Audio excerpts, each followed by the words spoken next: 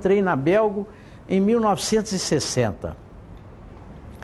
A primeira semana que eu trabalhei na empresa, eu já fui sabendo assim, ó, essa sessão aqui vai acabar. Como muitas outras sessões lá. E nunca acabavam. Sabe, era um negócio que dava muito ruim, né? E interessante que essa história nos revela o quê? Que primeiro uma administração estrangeira, mais amena, mas também muito autoritária. Numa cidade como aquela, eu levei um susto, porque eu nunca tinha visto um paternalismo daquele tamanho, né? Me deram a casa para morar, tudo era da empresa, e esse é um modelo que se expandiu ali na região, porque os mesmos dirigentes da Belgo acabaram sendo dirigentes da Usiminas, né? E a Usiminas foi pior, porque lá o negócio era fascista mesmo, né? Mas a Belgo era mais antiga, não tinha... Mas era um policiamento constante da vida dos trabalhadores, quer dizer, e dentro de uma estratificação até geográfica, sabe? Os mais pobres ficavam na margem do rio, e ali iam subindo no nível do terreno até ficar nos pontos mais altos, onde tinha o hospital, em torno as casas dos médicos e dos engenheiros. E os padrões, assim, diferentes mesmo, né? E eu fui morar numa dessas casas, e o que acontecia? O hospital era da Belgo, o cinema era da Belgo, o mercado era da Belgo, meus meninos recebiam mamadeira, eu tinha 2 filhos nessa época, depois em 61 nasceu o meu primeiro filho lá, recebia as mamadeiras prontinhas do lactário, a pediatria era da Belgo, né? A água potável que entrava dentro da minha casa era da Belgo, as ruas eram da Belgo, manutenção, energia elétrica, tudo. E com isso era a sujeição do indivíduo àquela estrutura dominadora da empresa. Os gerentes das empresas lá achavam que isso dava à empresa o direito de interferir na vida pessoal dos empregados. Então, eles interferiam na participação política, no sindicato, né? Só eles não conseguiam dominar os empregados estáveis. Eu tinha o inteiro conhecimento do que significava a economia da empresa, né? Nessa época, então, jorrava dinheiro. A empresa, com um ano de produção, ela pagava mais de 80% do capital dela todo investido. Enquanto a remuneração, todos os encargos dela com o pessoal, era em torno de 5, 6% do que a empresa faturava, né? E essas questões nós fomos discutindo, depois discutindo a questão do trabalho noturno, do revezamento de turnos, e ia surgindo a conversa sobre as doenças, o tempo que o indivíduo tinha realmente, que ele aguentava trabalhar ali dentro. Lá existiam uns fornos chamados fornos Siemens-Martin, a desumanidade dos empresários com os trabalhadores. Os fornos, ele tem uma abóbada. A abóbada é a parte mais alta, onde o aço é fundido ali dentro. Tem umas caixas laterais, onde a chama se expande ali, e sai a fumaça, e sai a escória, e deposita numa caixa de escória mais baixa. E abaixo dessa caixa de escória tem os canais de fumaça com as grelhas. O trabalho dos operários, não só na operação, como na manutenção, era assim, um negócio extremamente desumano, né? O indivíduo eles não para o forno para fazer manutenção, não parava. A produção é mais importante do que a saúde do homem. Sempre foi lá, sempre foi. Então, a caixa de escória fazia um tupete, que se chamava de tupete, e o tupete prejudicava a produção. E para não prejudicar a produção, eles tinham que abrir a parede do forno de refratário, abrir um rombo, e aí o indivíduo tinha que montar um ariete, e ele tinha que chegar até lá perto daquele calor todo, e as chamas lambendo aquela caixa toda ali, e ele tinha que ir lá com aquele ariete e derrubar o tupete para poder funcionar melhor o forno. E depois o pedreiro refratário tinha que pôr a cara dele naquele fogo ali para recompor a parede de refratário, né? Para desmontar as grelhas do forno, as grelhas, para você ter uma ideia, eu fui fazer um serviço de topografia, quando eles tinham tirado os tijolos todos, já estava parado há 15 dias, eu punha uns tacos de madeira assim em cima do concreto para eu poder pisar, já mais de 10 dias de parar do forno, por aí, sabe? Eu punha para pisar em cima aquelas tábuas, aqueles tacos que eu punha para pisar em cima, começava a sair fumaça. Agora, você pensa bem, quem desmontou as grelhas? As grelhas são tijolos refratários superpostos, que tem os furos, né, as passagens, né? O indivíduo, eles punham um ventilador, não resfriavam. Eles não resfriavam para o indivíduo desmontar aquelas grelhas. Os tijolos eram só superpostos, eles não eram rejuntados com a argamassa. Ele tinha que descer ali dentro da grelha com um ventilador soprano, e ele tirar tijolos enquanto ele aguentava e sair correndo. Até ele começar a ter cãibra e desidratar e ter que ir para o hospital. Mas se um indivíduo não tivesse cãibra, não tivesse problema grave, ele saía dali arrebentado, sabe? Não é muito, muito difícil. Então, você sentindo isso tudo ali dentro daquela empresa, né? E aí eu comecei a me integrar aquele pessoal, horário de trabalho, né?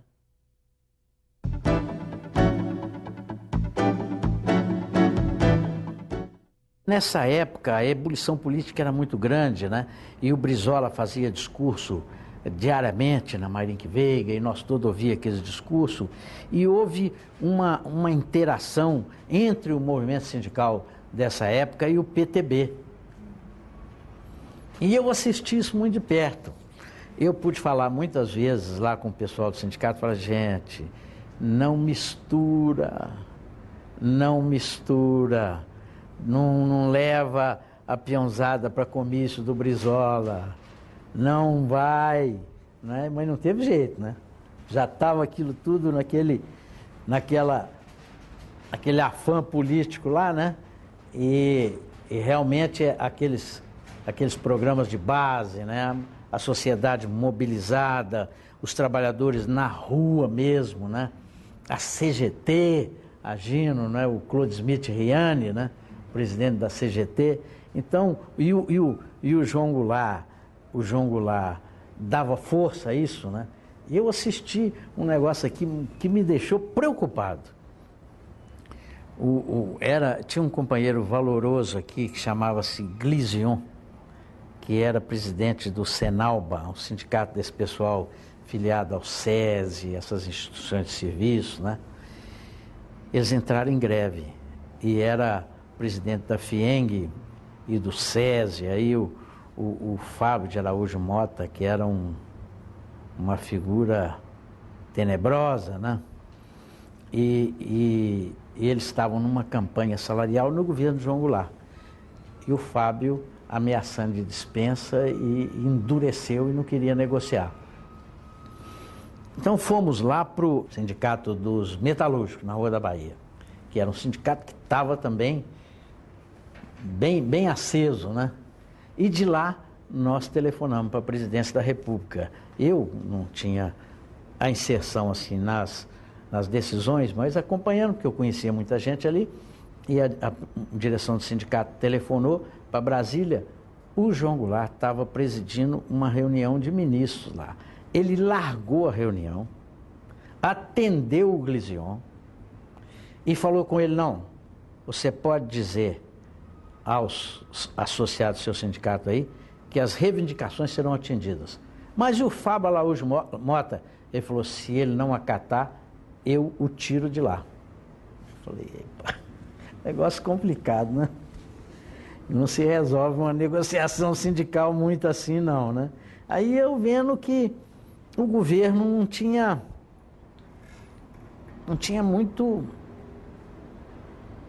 equilíbrio nas ações dele, não, né? Porque, afinal de contas, isso não era atribuição do presidente da República, nem decidir uma negociação entre partes que deviam estar resolvendo entre si, né? Nessa época, eu comecei a ver umas reuniões, eu vim aqui em Belo Horizonte, umas reuniões no prédio, na Federação das Indústrias. E já era o início do golpe, porque o golpe, pelo que eu sei da história, começou aqui, né? Os grandes bancos aqui, os principais bancos brasileiros eram aqui, né? Não era em São Paulo nessa época. Aqui nós tínhamos Banco Comércio e Indústria, Banco Nacional, Banco Lavoura, eram os maiores bancos. E eu vendo assim, reunião, nasci nessa cidade, conheço todo mundo, de pessoas que me... Falei, uai, né? Depois eu vi essa reunião engrossar, né? E já era o início do golpe. E os companheiros achando que, lá na Belgo, os companheiros achavam que a empresa ia ser deles. A peãozada, ela falou assim, essa indústria aqui vai ser nossa, nós é que vamos gerir isso aqui. Eu falava, gente, não vai ser assim. O pessoal mais politizado com quem eu encontrava aqui falava, gente, vem golpe aí, vem golpe aí.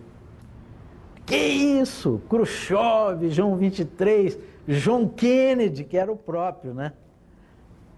E já articulava a CIA e tudo, né?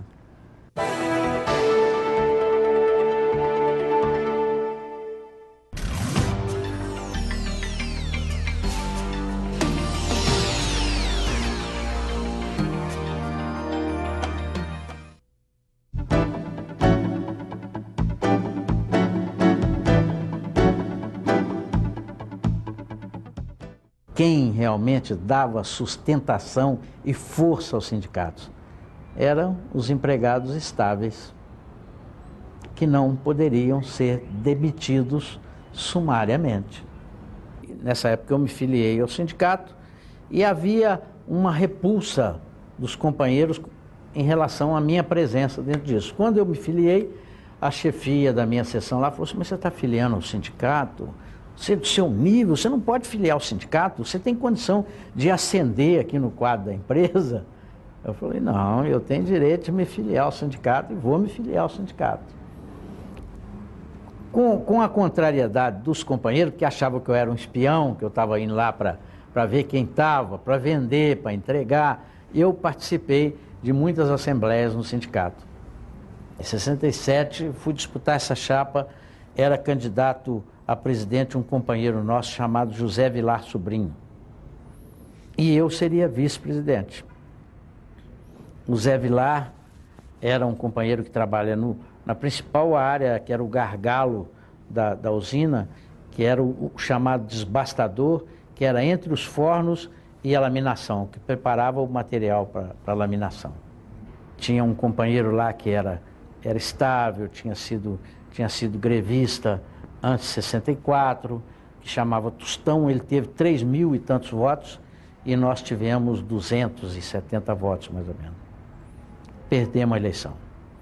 O Tostão, que era uma pessoa muito boa, mas era uma pessoa muito simples e ele não conseguiu exercer o mandato integralmente, 3 anos.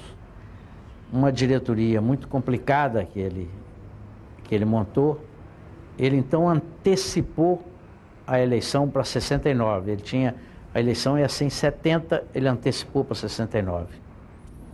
E nós, 69, a repressão estava muito pesada, a empresa no calcanhar de todo mundo, e aí concorreu uma chapa e ganhou, que foi um pessoal que levou o sindicato a um descrédito muito grande, né? Então, em 72, nós organizamos chapa.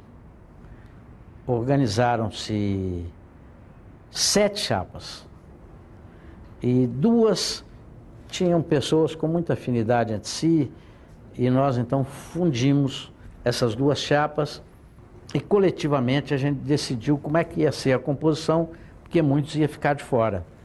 E foi uma coisa discutida democraticamente, ninguém reivindicou cargo, era quais que iam participar, quais que estavam melhores preparados para assumir os cargos principais, e eu acabei sendo designado presidente dessa chapa. E era a chapa dos contramestres, chamada chapa dos contramestres, chapas das chefias. Nós ganhamos no primeiro escrutínio e tivemos um número bem maior no segundo escrutínio. E assumimos o sindicato. E nós tínhamos um compromisso, e o sistema de revezamento de turno aplicado pelas empresas siderúrgicas, todas, e outras empresas também, era um sistema de turno absolutamente legal. E quem trabalhava de dia nessa época, trabalhava 2.200 horas ano. Quem trabalhava nos turnos, trabalhava 2.504 horas. Em 73 nós entramos com um processo administrativo, que existia na CLT, uma portaria 114, que estabelecia que a jornada de trabalho em turno de revezamento devia ser de 2.200 horas, como era para os trabalhadores do dia. Esse processo começou aqui pela delegacia e foi ao Ministério do Trabalho. Em 1977, o ministro Arnaldo Prieto determinou à empresa que mudasse as escalas de revezamento. A empresa não mudou. Em 78, nós então preparamos o rol de reivindicações e mobilizamos o pessoal. Falou, a escala é ilegal, nós não podemos mais nos omitir. É preciso que os trabalhadores assumam essa luta. A empresa não tem apoio legal e nós achamos que se ela não mudar, nós devemos deflagrar uma greve. O sindicato tinha abandonado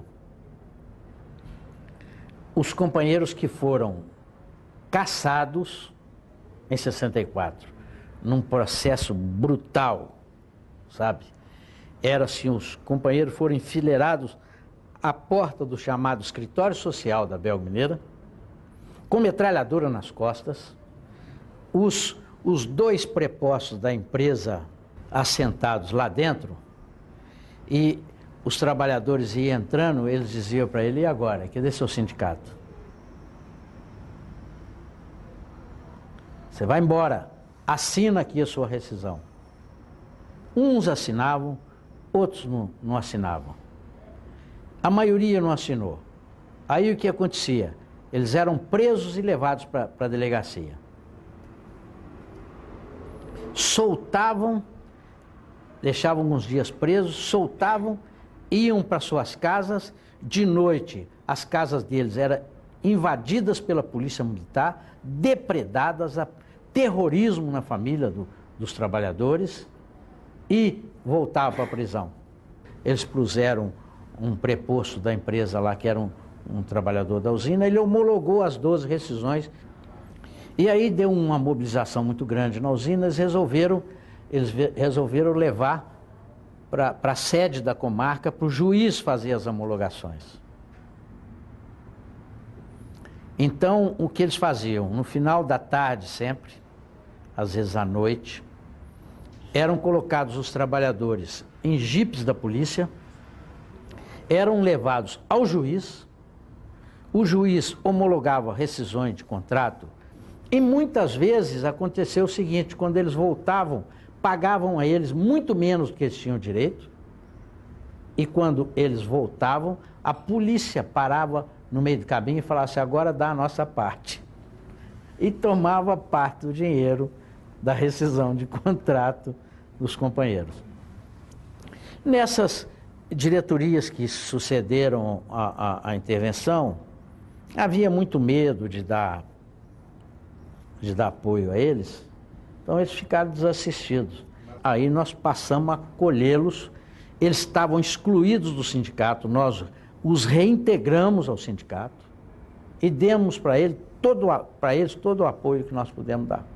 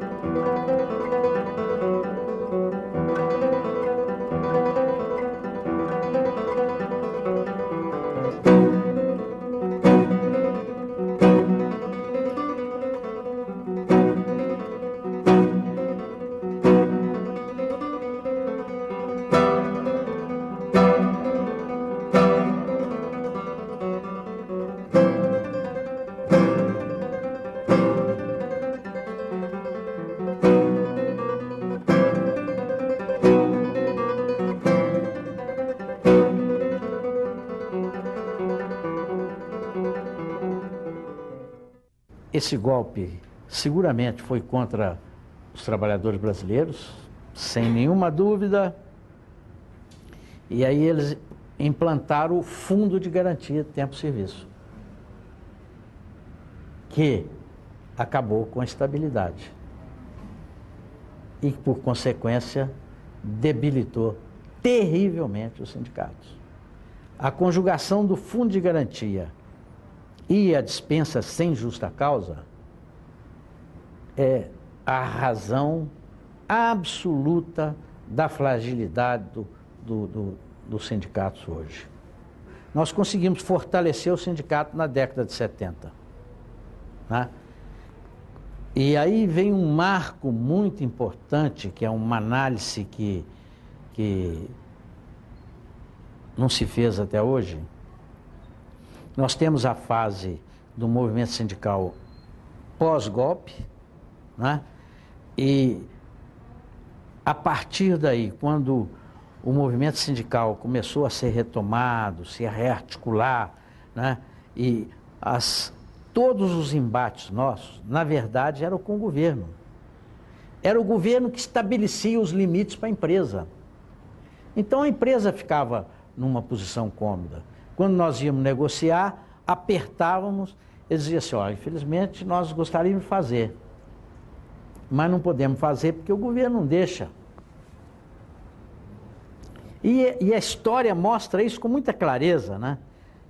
Quando das greves, a principal repressão não era do empresário. O empresário ficava na dele. Era o governo que vinha em cima da gente. Em 78 nós já estávamos articulados, já nos reuníamos frequentemente no DIEESE. Essa articulação nossa chegou à seguinte conclusão pela realidade política das duas áreas, de São Bernardo e de Monlevade, que os dois sindicatos já podiam abrir caminho para contestar a ditadura e realmente exercer o direito de greve que estava inscrito na Constituição e tinha uma lei específica para regulamentar a greve, né? As figuras mais destacadas que tínhamos, né, era o Lula lá em São Paulo, Arnaldo Gonçalves na Cosipa, tinha um companheiro chamado Elida, petroleiro de Mauá, tinha o Olívio Dutra, bancário do Rio Grande do Sul, tinha um companheiro também chamado João Paulo, do vestuário de Porto Alegre, Padeiro de São Paulo, que tinha um companheiro muito bom. Aqui em Minas tinha o Arlindo Ramos, tinha a Maria Felícia, o Wagner Benevides veio a entrar mais na frente. Sindicatos metalúrgicos daqui, o João Silveira e o Ildeu entravam, mas nesses embates mais duros, eles achavam que ainda não tinham estatura para estar acompanhando, né? E, na verdade, no caso deles, as maiores negociações aqui eram com a Belgo e Monlevade, que dava o tom das negociações, né?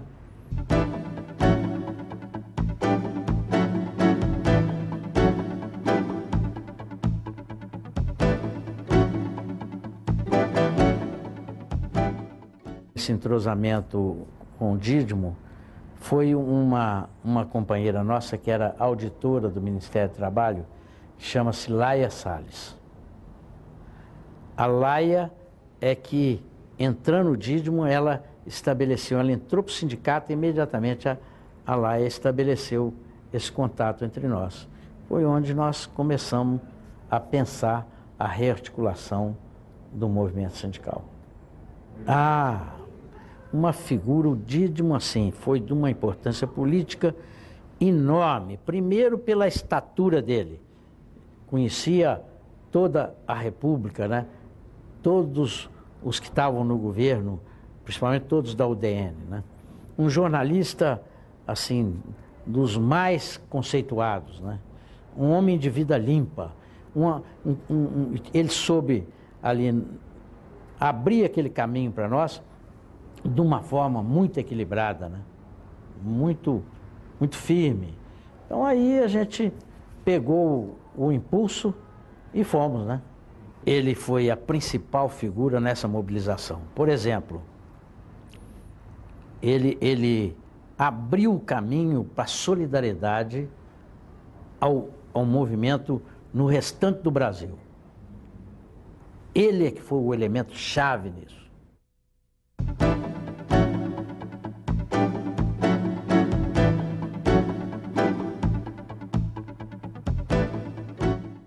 Até aquele momento, ninguém tinha coragem de explicitar as suas ideias político-partidárias, a sua filosofia política. E foi uma das razões do movimento sindical ter caminhado muito coeso. Não tinha racha. Era objetivo dos trabalhadores e aí não tem divergência mesmo, né? Então, em 78 nós chegamos nesse estágio, né? E aí estourou a greve lá. Quando nós fomos negociar com a Belgo, nós falamos, olha, nós estamos com uma assembleia que decidiu dar um prazo para resolver o problema das escalas, e se não resolver no prazo, vai deflagrar o movimento, e eles não acreditaram. Então a empresa não teve outra alternativa senão mudar as escalas de revezamento. E aí essas mudanças expandiu pelo país todo e pôde melhorar as condições de trabalho do pessoal todo do sistema de revezamento de turnos. 79 foi um sufoco aqui no nosso estado, né? Estourou greve para todo lado, né? Greves fora de sindicato. Sindicatos tímidos, né, para dizer o mínimo, né? Não deflagrava, a peãozada deflagrava, né? Foi um sufoco para nós, porque nós que já tínhamos experiência, era chamado para estar em todas, né? Foi um reboliço em 79, né? E 80, aí foi o teste mesmo lá em São Bernardo, né? A greve de São Bernardo, né? Ela foi deflagrada por razões do não atendimento das pretensões lá, mas, na verdade, o que nós queríamos era provocar uma abertura política. Quer dizer, nós precisávamos entrar no uso das prerrogativas democráticas e constitucionais que nós tínhamos, né? O enfrentamento era um enfrentamento não só com a empresa, mas um enfrentamento político com o governo, né? E então essa greve de São Bernardo foi muito bem articulada, né? E a nossa de Monlevade. Quer dizer, nós precisávamos, com base numa ilegalidade da empresa, tanto lá como cá, revigorar um instrumento que nós tínhamos perdido, que era o direito de greve. Deflagrada a greve, logo os companheiros foram presos.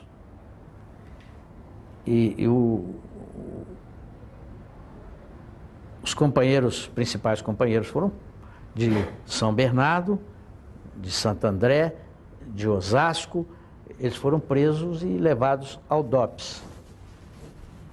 Imediatamente aqui em Minas nós nos mobilizamos, angariamos fundo para levar, e no dia que eles foram presos, eu, a Maria Felícia e o Arlindo Ramos. Maria Felícia, a presidente do Sindicato dos Eletricitários, uma figura muito respeitável.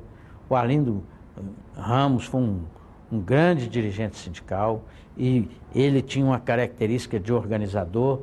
Ele prestou muito serviço ao movimento sindical mineiro e brasileiro. As articulações nós fazíamos muito no sindicato dele e no sindicato dos jornalistas. Fomos nós três para São Paulo. E o quadro lá em São Paulo era um quadro muito pesado, né? E quando eu cheguei em São Paulo, depois das assembleias, nós fomos muito hostilizados, principalmente em Santo André. E nessa greve de Santo André, eles prenderam vários companheiros, assim, numa assembleia que teve lá, encostaram eles ao muro e desceram a roupa deles e levaram presos. Um foi o Caó, que era jornalista, presidente do Sindicato de Jornalistas do Rio, o Ivan Pinheiro, um companheiro Ronaldo, que era do Sindicato de Comércio lá, e não me lembro se tinha mais um ou dois. E a truculência da empresa, da polícia era muito grande, né? Agressão física, gente, né? E diante desse quadro, e com a dispersão total, porque a repressão estava muito forte, né?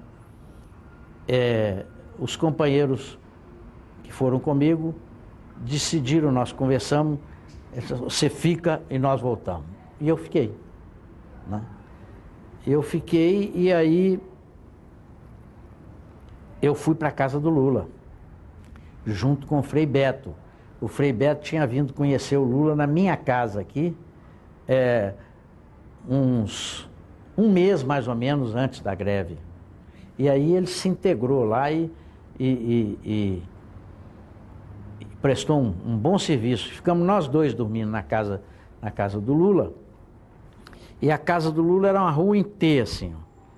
A família do Lula saiu, foi para a casa da sogra dele, e ficamos nós dois lá.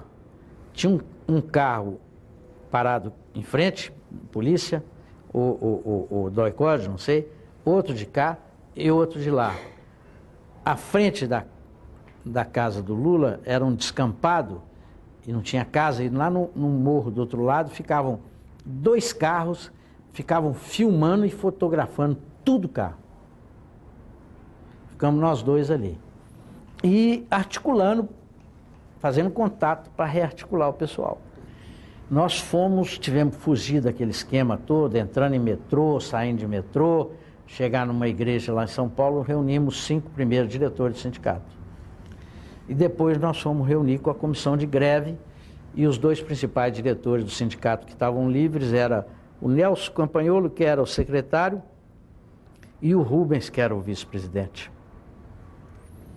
Então, a comissão de greve na Assembleia, e tudo cercado. Sabe? Veículos e todo um esquema, um aparato, como se tivesse ali dentro da Assembleia, os maiores fascínoras do mundo, os indivíduos mais perigosos do mundo estavam ali dentro da Assembleia, né? E essa comissão reunida lá, e os 2 companheiros estavam no gabinete do Almir Pazzanotto, que é uma das piores figuras que eu conheci também nesse movimento, igualzinho Fernando Henrique. Os 2 têm uma carência de caráter e não tem tamanho, né? São iguaizinhos. Então, o Almir Pazzanotto estava com os dois companheiros lá dentro, e eu fui designado, depois de insistir que devia ir um diretor, para ir lá tirar os 2 da sala do Almir Pazzanotto. Quando eu bato lá na sala, quem abre a porta foi o Fernando Henrique Cardoso. E ele saiu, fechou a porta atrás de si, me puxou para o corredor, onde tinha os gabinetes dos deputados estaduais, e falou comigo: João Paulo, a situação é gravíssima e você precisa colaborar. Eu falei: eu estou aqui para colaborar, para isso é que eu vim aqui, então tudo que eu puder colaborar, eu vou colaborar.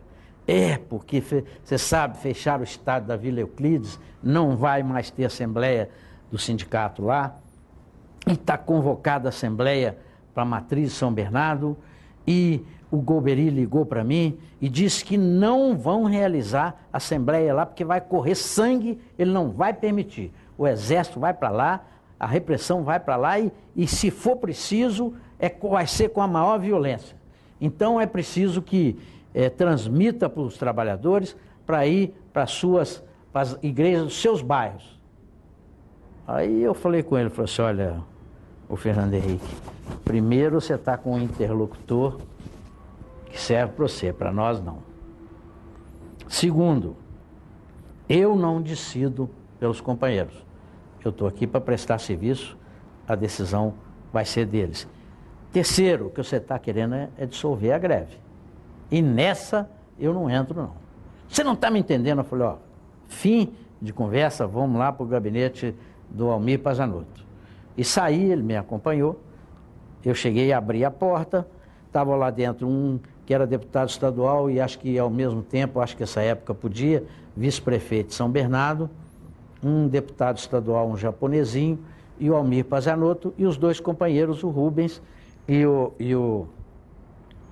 o Rubens e o Nelson. Quando eu entrei, o Almir Pazzanotto começou, ele estava fazendo elogios ao Romeu Tuma, então delegado do DOPS. Eu falei: essa defesa você deve fazer na Assembleia, que aí você vai ter muito ouvinte. Ele falou: você está me gozando? Eu falei: não estou gozando, estou falando que é um lugar melhor do que aqui. Aí eu perguntei aos companheiros: vamos para lá? E falou assim: ó, nós estamos numa dificuldade, porque nós ligamos para Dom Cláudio Umes, que era o bispo de Santo André, grande figura, deu um suporte fantástico ao movimento dos trabalhadores, e eles pediram ao Dom Cláudio Umes que fosse para a televisão e dissesse para a massa de metalúrgico que não fosse para a Matriz de São Bernardo, que fosse para as igrejas dos seus bairros. Aí eu falei: bom, então vamos lá, vocês vão discutir lá para ver o que resolve.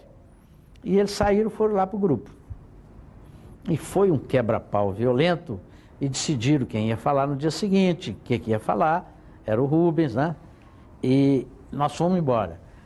No outro dia cedo, às 8 horas da manhã, saímos eu e o Beto da casa do Lula, e quem ia nos apanhar era um veículo da Assembleia Legislativa, porque nós tínhamos que sair protegido, era um deputado estadual do PT, era o Geraldo Siqueira, uma figura também muito boa.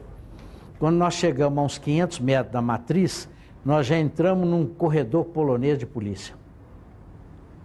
E eles foram abrindo caminho à nossa frente. Quando eu cheguei na praça, a praça estava cheia de gente. Devia ter umas 40 ou 50 mil pessoas lá dentro, na praça. Eu entrei na sacristia, o Dom Cláudio veio conversar comigo e falou assim: João Paulo, como é que eu fico? Eu nunca falei em nome dos companheiros, eu não podia fazer isso. Eu falei: ô Dom Cláudio, eu vou conversar com o Rubens, é evidente que ele não vai deixar o seu mal nisso. O Rubens era quem ia falar para o pessoal, né? E na porta da igreja, assim, da frente da Matriz, eles puseram uma mesa maior, uma outra mesa menor em cima, e o Rubens subia ali com equipamento de som para que fosse visto lá de fora da igreja, né? Eu estava encarregado de transmitir informações para a imprensa, a pedido dos companheiros, e o Rubens teria que ser pego pelo deputado Ayrton Soares, que era deputado federal do PT, para ele sair daquele esquema pesado, porque a igreja está toda cercada.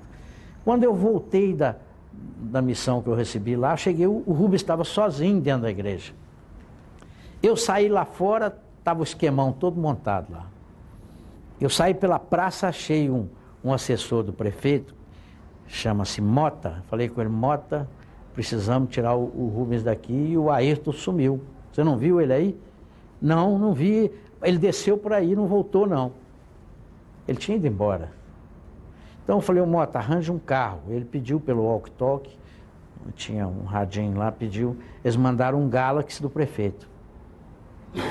Então nós saímos de dentro da igreja, o Galaxy ao lado da igreja, e saímos vários, um diretor do sindicato chamado Janjão, saí eu, o Mota, o Rubens e um outro assessor do prefeito. O motorista, o assessor do prefeito e o Janjão ficaram na frente. Atrás ficou o Mota, o Rubens no meio e eu do lado de cá. Nós saímos da igreja, demos uma volta por trás da igreja, andamos 1 quilômetro, quando nós estávamos em frente ao pronto-socorro de São Bernardo, uma série de carros, uns 8 ou 10 carros, vieram e nos fecharam. Desceram aquele bando de homens à paisana com metralhadora na mão e cercaram o nosso carro, metralhadora de lá, metralhadora de cá, e o que pôs a metralhadora na minha cara, ele tremia, estava feito um louco, quis que eu abrisse a porta, eu não abri, né? Ele arrancou a maçaneta da porta, abriu a porta, nos arrancaram lá de dentro, tiraram o Rubens lá de dentro à força, empurraram a gente contra o carro, revistaram tudo, o cara saiu louco, abriu outra porta, a chave estava na ignição, ele falou, ele não viu a chave, tão transtornado que estava, cadê a chave, o motorista falou, só a chave aí, moço. E o que estava atrás, falando com ele, calma, calma. Aí eu vi o Rubens sendo conduzido por eles, com um carro à frente, com um revólver na nuca. Levaram o Rubens, puseram dentro de um carro e nos largaram lá, levaram o Rubens. E jogaram a chave lá no meio da rua, uma senhora pegou a chave lá e trouxe para nós. Depois eu fiquei sabendo que eles tinham... Não era gente de São Paulo não, esses indivíduos.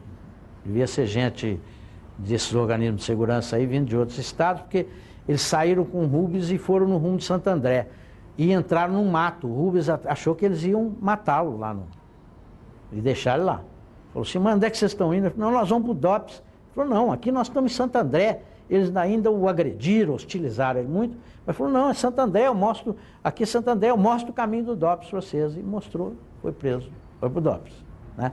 Eu vi que a situação era muito grave. Então, eu chamei um deputado nosso eleito aqui, uma figura para a qual nós temos a maior consideração, que chama-se José Edgar Amorim. Era deputado nosso e nós os elegemos em 78, ele foi para lá. Quando ele viu que o esquema lá era muito pesado, ele chamou o Teotônio Vilela, senador Teotônio Vilela, grande figura, né? E o Teotônio foi para lá. O que ficou claro na ida do Teotônio? Ele foi ao secretário de Segurança e pediu para ir visitar os companheiros no DOPS. O secretário falou assim, não posso te dar essa ordem. Ele foi ao governador do estado, Maluf. O Maluf falou, não posso te dar essa ordem. Você tem que ir no Milton Tavares, comandante do Exército. Ele foi no comandante do Exército, o comandante do Exército falou assim, eu tenho que consultar Brasília, Golbery. Então o estado de São Paulo estava sob intervenção. E o Exército falando, não sai, nós vamos reprimir, não vamos permitir. E o Teotônio Vilela negociando com o comando que estava em terra e negociando com o comandante Milton Tavares em cima, sobrevoando o local. Né? Pois enquanto estava essa discussão, as mulheres e as crianças puxaram a passeata. E a passeata saiu. Uma coisa belíssima, né? E qual a conclusão disso, né? Como é que terminou essa greve? Nós saímos de lá, eu, Jacobitá, Dom Cláudio Umes, fomos à Nunciatura Apostólica, fomos à CNBB, o deputado Marquesan foi um dos elementos de contato do Dom Ivo Loscheider lá na CNBB, e nós queríamos falar ou com o presidente da República ou com o Golbery. Né? E aí o Dom Ivo estava tendo dificuldade de falar com o Golbery. Quem foi o intermediário foi o Marquesan. E o Ivo falou com ele, mas até tu, Marquesan, você que era da nossa igreja lá, não é possível, né? Mas não conseguimos falar com essas autoridades e aí realmente a greve encerrou. Mas o que é o fato marcante nesse momento? O governo chegou à seguinte conclusão: controlar o movimento sindical ele não controlaria mais. Ali estava claro. Ou ele partiria para um massacre, né, para violência, novamente retomar torturas, assassinatos, prender as lideranças todas, né, para ele controlar, ou então ele se afastava. E realmente ele se afastou.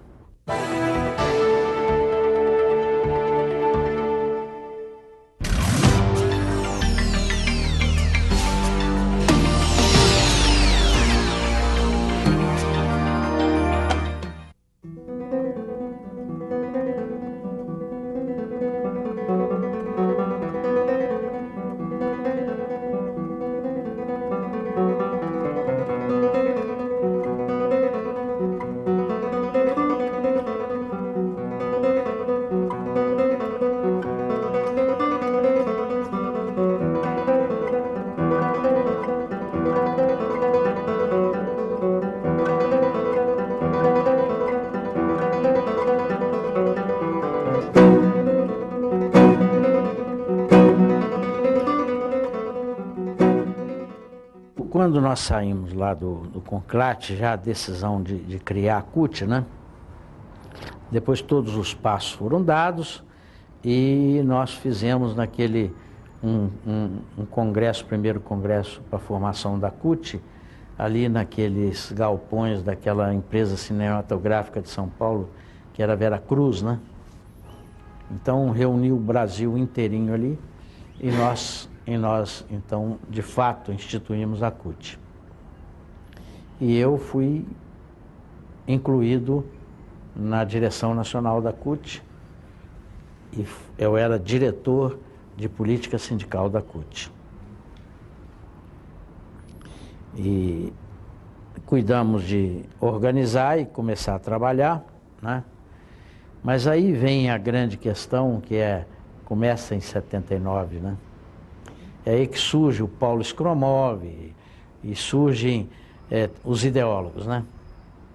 Enquanto o movimento sindical não abriu o espaço político, né, todas as ideologias estavam submersas, né?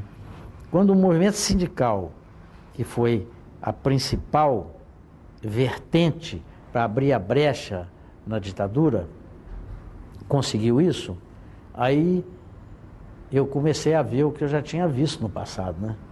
Surgir todas as correntes dentro do movimento sindical, né?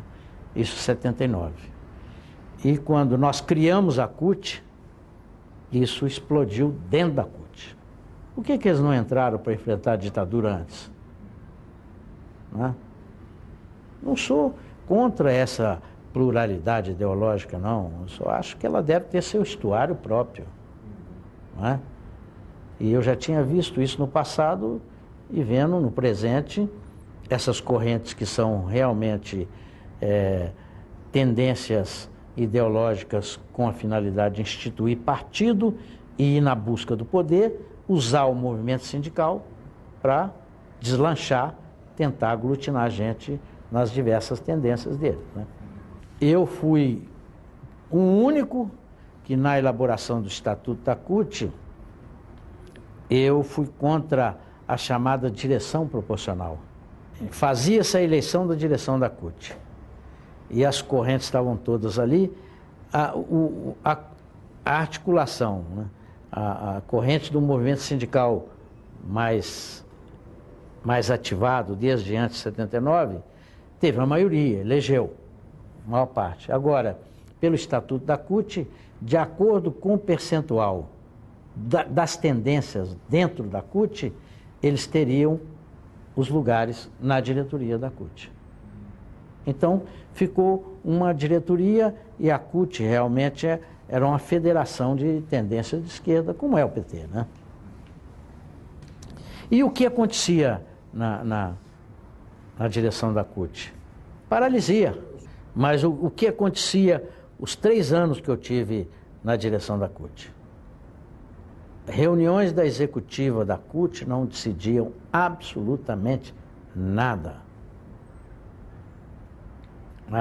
E o presidente da CUT era o Jair Meneghelli, uma pessoa sem muito norte e também sem firmeza na direção, né? Assentava os membros da Executiva Nacional, as propostas chegavam, mas as decisões já estavam todas tomadas fora, não se aprovava nada.